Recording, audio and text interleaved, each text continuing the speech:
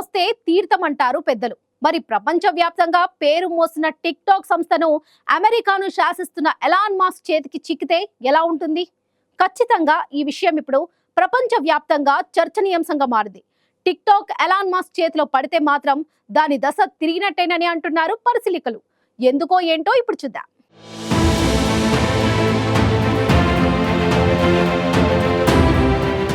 Elon Musk చేతికి చైనాకు చెందిన ప్రముఖ టిక్ టాక్ కంపెనీ వింటేనే ఆశ్చర్యం కలుగజేసి వార్త ఇప్పుడు ప్రపంచవ్యాప్తంగా ట్రెండ్ అవుతోంది. టిక్ టాక్ అంటే ప్రతి ఒక్కరికి తెలుసు. చైనాకు చెందిన ఈ షార్ట్ వీడియోస్ యాప్ మన దేశంలో సామాన్యుని సైతం సెలబ్రిటీని చేసింది.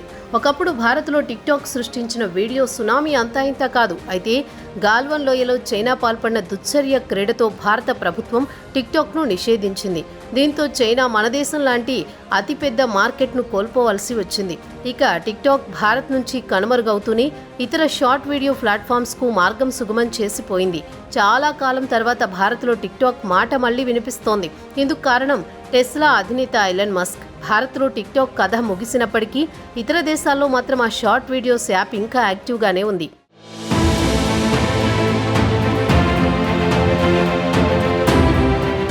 తాజాగా అమెరికాలో టిక్ టాక్ ఆపరేషన్స్ పై నీలినీడలు అలుముకున్నాయి. టిక్ టాక్ అమ్మకానికి వచ్చినట్లు పలు అంతర్జాతీయ పత్రికలు పేర్కొంటున్నాయి. ఇందులో భాగంగానే టెస్లా అధినేత ఎలన్ మస్క్ టిక్ టాక్ ను కొనుగోలు చేసేందుకు ప్రయత్నాలు జరుగుతున్నట్లు అంతర్జాతీయ మీడియా ఒక కథనం ప్రచురించింది. అయితే టిక్ టాక్ యాజమాన్యం మాత్రం ఈ వార్తల్లో నిజం లేదని, ఇవన్నీ ఊహాజనితమైన వార్తలుగా కొట్టిపారేసింది. కానీ చాలా ముఖ్యమైన డీల్స్ ఎప్పుడూ రహస్యంగానే జరుగుతుంటాయి. గతంలో ప్రపంచవ్యాప్తంగా ఫేమస్ అయిన ట్విట్టర్ లాంటి సంస్థను చేజిక్కించుకున్న మస్క్ దానిని ఇష్టం వచ్చినట్టుగా మార్చేసి నానా కంగారు చేసిన విషయం మనం చూసాం. ఇప్పుడు ప్రపంచంలోనే పాపులర్ సోషల్ మీడియా సంస్థగా చెప్పుకునే టిక్ టాక్ మస్క్ చేతికి చిక్కితే దాని భవిష్యత్ ఎలా మారుతుందోనన్నది ఊహకు కూడా అందడం లేదు.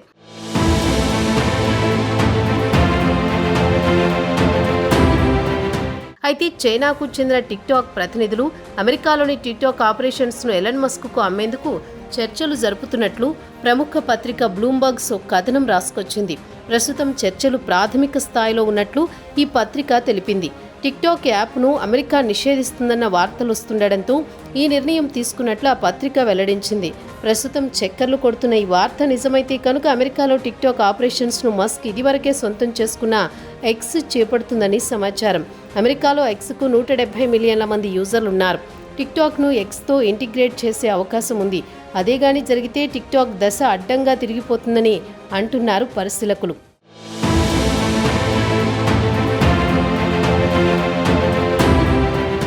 అయితే టిక్ టాక్ కొనుగోలు ధర $40 బిలియన్ నుంచి $50 బిలియన్ మధ్య ఉండే అవకాశం ఉన్నట్లు సమాచారం. దేశ భద్రత కోసం అమెరికాలో దేశ భద్రత ప్రధాన సమస్యగా మారిన నేపథ్యంలో టిక్ టాక్ క్రయ విక్రయాలకు సంబంధించి ఇప్పుడు ఎలన్ మస్క్ టిక్ టాక్ ప్రతినిధుల మధ్య చర్చలు జరుగుతున్నట్టు సమాచారం.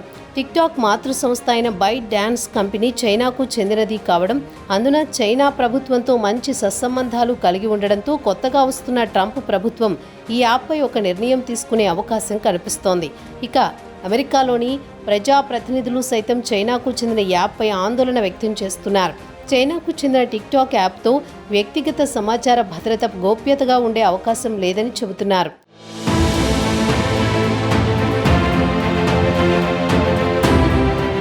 దీంతో పెట్టుబడులకు ఉపసంహరించుకునేలా బైట్ డాన్స్ పై ఒత్తిడి పెరుగుతోంది. ఈ నేపథ్యంలోనే ఎలన్ మస్క్కు టిక్ టాక్ అమెరికా ఆపరేషన్స్కు అమ్మేందుకు ప్రాథమిక చర్చలు జరుపుతున్నట్టు తెలుస్తోంది.